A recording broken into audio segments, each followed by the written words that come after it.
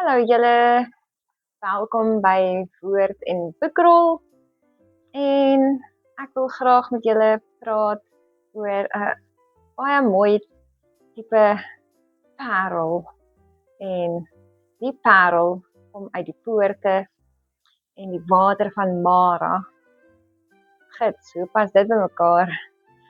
Nou, in Romeine lees ons in hoofstuk 5 vers 3 tot 5 dat verdrukking werk lydsaamheid en hoop beskaam nie. Nou, as jy 'n bietjie gekyk het na die velde en van Judas, sal jy ook verstaan van verdrukking en hoop wat lydsaamheid gee, né? Nou, my topik vanaand oor die parel is juis iets anders. Eers moet ons 'n storie gaan kyk van die perlemoen en hoe 'n parel gevorm word. Nou, 'n parel vorm in die perlemoen, soos baie van julle al reeds weet. Maar baie dink ook dat die sandkorreltjie of die bakterie wat binne in die perlemoen ingaan, juis die parel vorm. En dit is waar die storie eintlik 'n bietjie anders is. Jy sien, in die regte biologie van hoe 'n parel vorm, is dat die sandkorreltjie binne in die parel ingaan en die parel rol hom rond in frustrasie en pyn. En later vorm daar 'n tipe van 'n trane poel, amper soos wat mense sal sê 'n tranedal. En hierdie trane later word dik soos slijm. En uit dit uit vorm die parel. Jy sien, laagie vir laagie, soos wat water drup in 'n grot en jy sien daai stalagmiete vorm. So vorm die parel met laagie en laagie van trane, wat hierdie perlemoen huil oor die irritasie. Jy sien, in die Griekse woord word 'n parel genoem 'n margaritis, amper soos Marite, en Mara in die Aramees. En dit vat ons 'n bietjie terug. In die tydperk van Moses, waar hulle getrek het deur die woestyn, het die volk op 'n stadium geëindig by 'n tipe van 'n oase met water. En hierdie water was Mara. Bitter water. Net so bitter soos wat die perlemoen voel en hartseer met trane as die sandkorrel binne in sy mond gaan en hom irriteer, soos wat 'n sandkorrel jou oog sal irriteer en jy vee af trane sonder ophou. Nou, hierdie water weet ons wat bitter beteken, is ook hoe bitter die perlemoen is, Margaritis, Mara in Aramees. Ons sien dan ook dat trane eintlik belangrik is vir die vorming van die parel. En hoe is dit van belang? Dawid sing in Psalm. Hy sê, is my trane nie in 'n boek nie? Hy sê, dis in 'n fles. Ons lees in die woord dat ons trane opgevang word in 'n fles. Hoekom juis word ons trane opgevang in 'n fles? Wel, soos wat trane laag vir laag die parel vorm, kan ons ook dan gaan verder lees. En ons sien dat die Bybel actually verduidelik in Openbaring 21, sê hy, en God sal hulle trane van hulle oë afvee. Nou, as God ons trane dan alles afvee, hoekom is ons trane dan in 'n bottel opgevang? Ons moet 'n bietjie verder lees ook dan in Openbaring 21.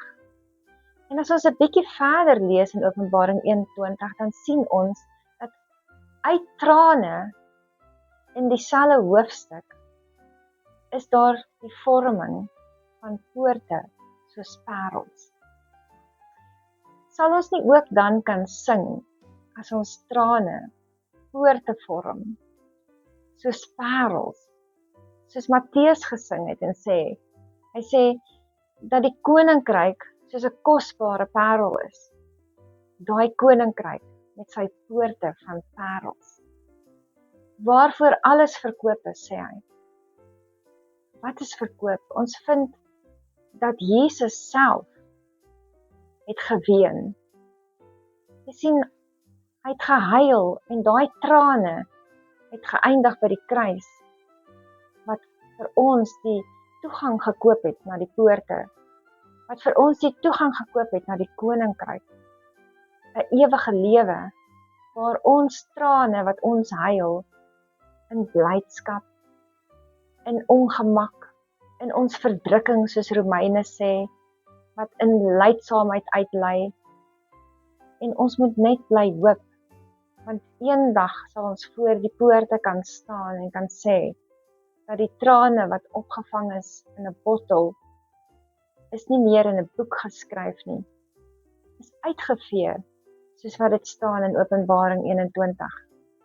As ons kyk na daai woord uitvee in die Grieks, dan beskryf dit eintlik soos ink op 'n perkament, uitgehaal, uitgevee. Daai trane wat neergeskryf was, ons lydsaamheid gee, is nou poorte wat opgevang was in 'n bottel, vorm, poorte waardeur ons gaan loop, soos parels. En kosbaar is die parel, bo dit alles, bo edelgesteentes. En nou verstaan ons 'n bietjie beter van die poorte, die kosbaarheid van 'n parel, en ook ons trane, en waarom ons kan sê, verdrukking gee lydsaamheid. Want die geskenk wat ons gaan kry, die ewigheid wat ons gaan kry, dit wat ons gaan sien, niks was net verniet nie.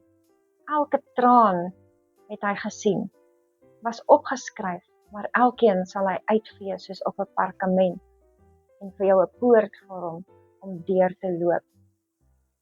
Nou, as jy my video's interessant vind, stuur dit aan na een wat jy dink het dit nodig. En gee dit 'n like, as jy wil. En hou dop, want daar sal nog wees, vele meer. Die woord is so diep, so mooi, en daar is soveel om te verduidelik. My een ding wat ek graag vir julle wil sê is, gaan soek ook self, gaan kyk self. Dit wat julle hier leer, is maar 'n stukkie, 'n klein gedeeltetjie. Soos wat julle die woord gaan lees, gaan meer dinge oopgaan. Vat die woord vas en kyk self. Die woord is so mooi. En dan wil ek ook sê, hou dop. Een van die dae gaan ek vir julle die video maak van hoe die tradisie in die antieke kulture vervul is deur elke ding wat Jesus kom doen het, soos wat elke stap gevat is in die antieke kultuur vir 'n bruilof, voorbereiding, die loop, die krone, die dorings, alles is vervul. En dit alles kan 'n mens sien in die tradisies in die antieke kulture, reg deur die skrifte. So druk daai notification, sodat jy kan sien wanneer ek dit vir jou gaan verduidelik. Sodat jy kan sien, daar is 'n pop-up wat wys, kyk weer, stuur dit aan, gee dit 'n like. Nou ja, ek is nie die beste professionele YouTuber nie, soos my een seun sal sê, maar die woord wat uitgaan is belangrik, en dit is hoekom ek dit doen.